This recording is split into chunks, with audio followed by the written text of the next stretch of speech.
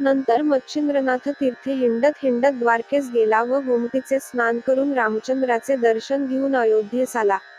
तेथे शरयूतीरी स्नान करून रामचंद्राचे दर्शन घेण्याकरिता देवालयाकडे चालला. त्यावेळी अयोध्यामध्ये पाशुपत या नावाचा राजा राज्य करीत होता. हा सूर्यवंशीय श्रीरामचंद्राचा वंशज होय. तो आपल्या सैन्यासह श्रीरामचंद्राचे दर्शन घेण्याकरिता देवालयात गेला होता. राजा देवालयात पूजेस गेला असता देवळाभोवती पाऊल ठेवण्यास जागा नाही इतकी दाटी झाली होती. तशा गर्दीतून मच्छिंद्रनाथाची स्वारी रामाचे दर्शन घेण्यासाठी पुढे घुसली व तो जेमतेम देवळाच्या दरवाजापाशी आला. पण द्वारपाळांनी त्यास आत जाण्यास अटकाव केला. मच्छिंद्रनाथ उतावळीने देवळात जात असता त्याच्याशी द्वारपाळ उद्धटपणाने बोलू लागले. त्यांनी मर्यादा न ठेविता पुष्कळ अपशब्दांनी ताडण करून व शेवटी हात धरून त्यास मागे लोटले. अशी अप्रतिष्ठा झाली. तेव्हा मच्छिंद्रनाथासही वाईट वाटले. त्यास संताप आला असताही त्याने तो विवेकाने सहन केला, कारण सेवकांबरोबर तंटा करणे शोभत नाही. ह्या विचाराने तो उगीच राहून द्वारपाळाशी न बोलता राजासच शिक्षा करण्याचा विचार त्याने मनात आणला. राजाचा जीव संकटात पडल्यानंतर सर्व ताबेदार मंडळींचा जीव खालवर होऊन अवघे फिकिरीत पडतील, ह्या हेतूने त्याने स्पर्शास्त्र मंत्र म्हणून व रामाचे नाव घेऊन भस्म मंत्रून ठेविले. नंतर राजाने देवीची पूजा करून हात जोडून जमिनीस साष्टांग नमस्कार घातला. त्याचे कपाळ जमिनीस लागले आहे, अशी संधी पाहून त्या स्पर्शास्त्राने आपला अंमल राजावर बसविला व त्यामुळे राजास जमिनीपासून सुटे होता येईना. तो चिकटून राहिला. त्याने पुष्कळ खटपट करून पाहिली, पण निष्फळ. मग राजाने प्रधानास बोलावून हा प्रकार कळविला. मंत्री मोठा चाणाक्ष होता. तो लागलाच बाहेर येऊन कोणाबरोबर कोणाचा तंटाबखेडा झाला आहे काय, ह्याची चौकशी करू लागला. त्याने तर्काने असे धोरण बांधिले की, नगरात कोणी जती किंवा साधू आला असेल, त्याचा राजसेवकांनी छळ केल्यामुळे तो रागावला असावा. पण त्याने राग मनात ठेविल्यामुळे भगवंतास ही गोष्ट सहन न होऊन त्याचाच क्षोभ असावा. म्हणून देवीच्या भक्ताचा छळ कदापि कोणी करू नये. येथेही यावेळी असाच काहीतरी छळ राजसेवकांकडून होऊन भगवंतास शस्त्र धरावे लागल्यामुळे या परिणामास गोष्ट आली असावी, असा तर्क करून शोध चालविला. तो देवळाच्या दाराशी येताच सर्व खबर त्यास लागली. त्याने मच्छिंद्रमुनीस शोधून काढिले. मग तो त्याच्या पाया पडला व हात जोडून प्रार्थना करू लागला की, आता स्वामींनी कृपा करावी. तुम्ही संत शांतीचे भांडार, औदार्याला तर सीमाच नाही. या भाषणाने मच्छिंद्रनाथाचा क्रोध शांत होऊन त्यास संतोष वाटला. मग हातात भस्म घेऊन विभक्त मंत्र म्हणून त्यास भस्म फुंकताच राजा जमिनीस चिटकलेला होता तो लागलाच सुटा झाला. राजा उठून बसल्याची बातमी लागताच प्रधानाने मच्छिंद्रनाथाचा हात धरून त्यास देवळात नेले व राजास झालेला समग्र वृत्तांत निवेदन केला. मग राजा त्याच्या पाया पडला व नाव विचारू लागला असता, मला मच्छिंद्र म्हणतात म्हणून त्याने त्यास सांगितले. मच्छिंद्रनाथाची कीर्ती पूर्वीच राजास ऐकून ठाऊक झालेली होती. तोच मच्छिंद्रनाथ आज येऊन दर्शन देत आहे, म्हणून राजास फार आनंद झाला. नंतर राजाने त्याचा हात धरून आपल्या समागमे राजवाड्यात नेले. तेथे सिंहासनावर बसवून त्याची षोडशोपचारांनी पूजा केली व स्वतः त्याच्या सेवेकरिता हात जोडून उभा राहिला.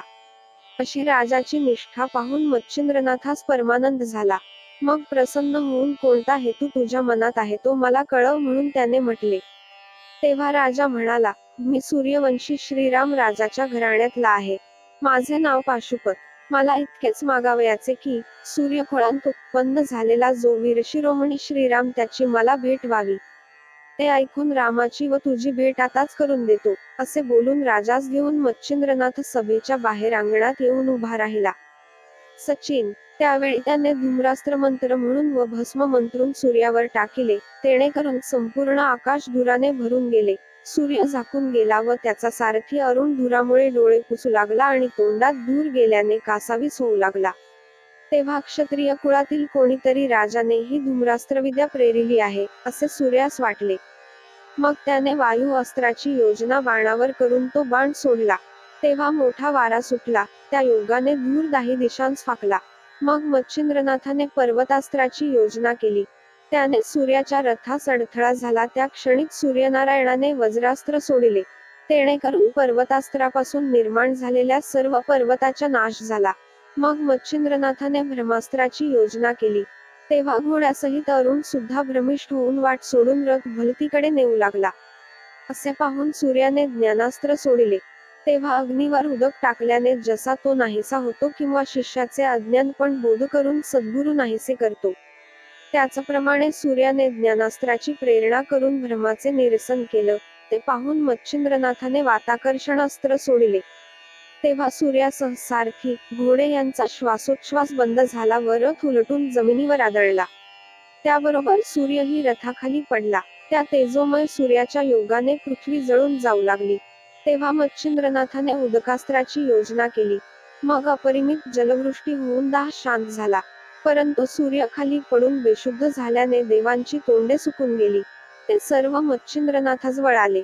ब्रह्मदेव, विष्णू, शिव, वरुण, अश्विनी, कुबेर, गंधर्व वगैरे सर्व देव लगबगीने धावत आले. एका सूर्यासाठी हे सर्व देव महीवरती उतरून मच्छिंद्रनाथाजवळ गेले व सूर्यापासून कोणता अपराध झाला आहे, म्हणून त्यांनी विचारले.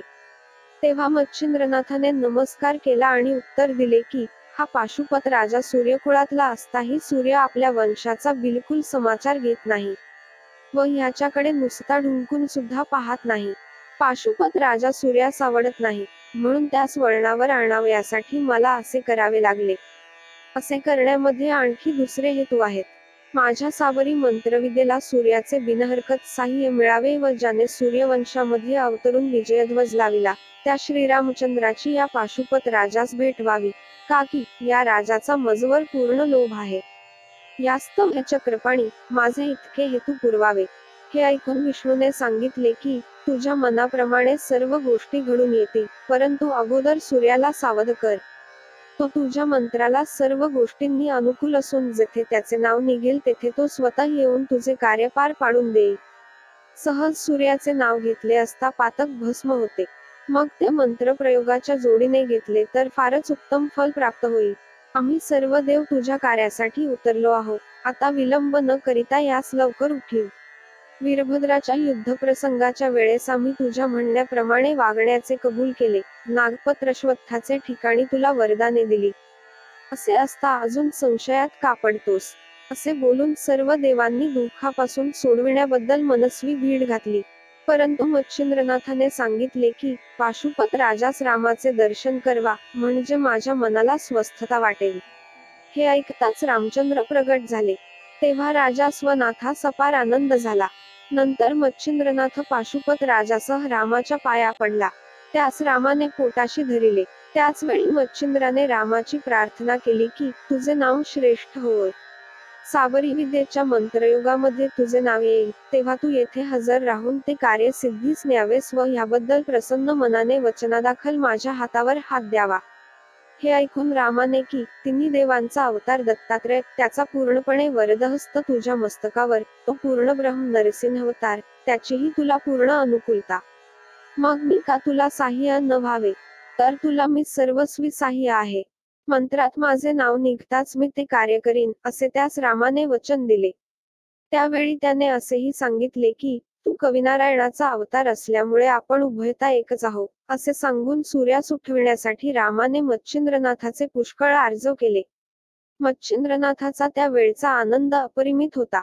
मग मच्छिंद्रनाथाने वायुक्त अस्त्रमंत्र म्हणून भस्म टाकीताच सूर्य सावध झाला व त्याने सर्व देवांना जवळ बोलाविले.